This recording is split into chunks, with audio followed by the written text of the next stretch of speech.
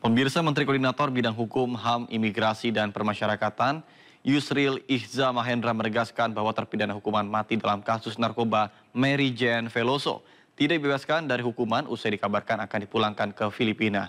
Mary Jane Veloso sendiri telah menjalani hukuman penjara hampir 15 tahun.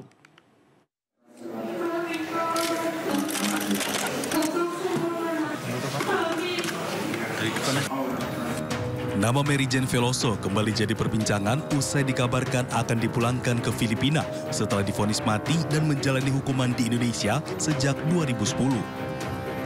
Mary Jane merupakan warga negara Filipina sekaligus terpidana hukuman mati dalam kasus narkotika usai ditangkap di Yogyakarta bersama 2,6 kg heroin pada tahun 2010 silam.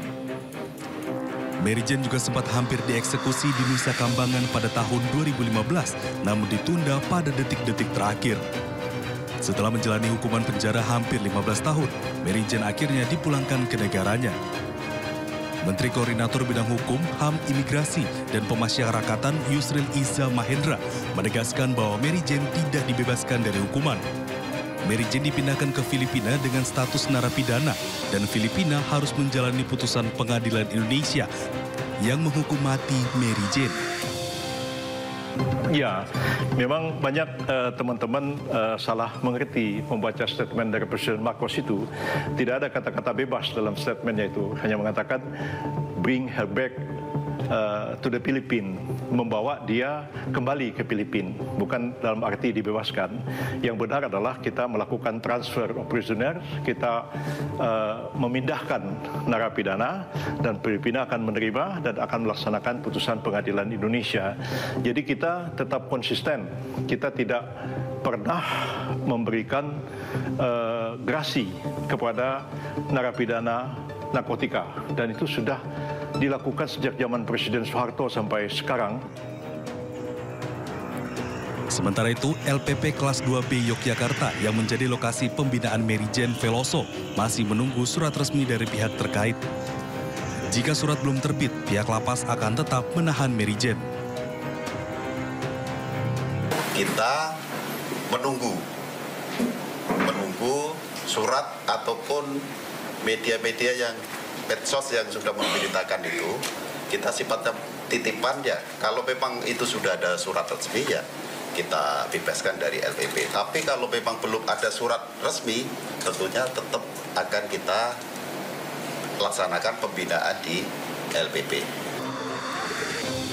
Mary Jane menjadi warga binaan titipan di LPP Kelas 2B Yogyakarta dengan status low risk. Usai dipindah dari lapas Nusa Kambangan Cilacap, Jawa Tengah. Tim Liputan iNews melaporkan. Pemirsa, Pengadilan Tipikor Jakarta Pusat kembali melanjutkan sidang atas kasus dugaan korupsi Tata Niaga Timah atas terdakwa Tamron. Dalam persidangan, saksi ahli menyebut negara akan merugi jika menerapkan sanksi pidana terhadap 22 terdakwa kasus korupsi Tata Niaga Timah senilai 300 triliun rupiah.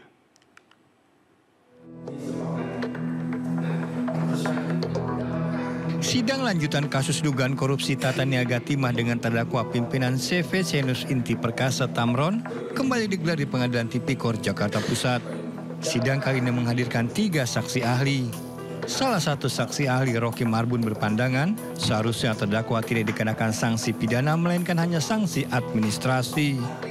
Saksi ahli dari Universitas Indonesia ini menambahkan, tindak pidana pertambangan dan lingkungan hidup tidak dapat masuk ke dalam ranah tindak pidana korupsi berdasarkan pasal 14 Undang-Undang Tipikor. Hukum administrasi negara yang juga memiliki mekanisme penyelesaiannya, juga sudah memiliki sanksi pidananya, maka undang-undang lain itu tidak boleh masuk untuk menilai dari perbuatan tersebut. Kasus Tata Niaga Timah berawal dari dugaan manipulasi distribusi timah yang merugikan negara hingga 300 triliun rupiah.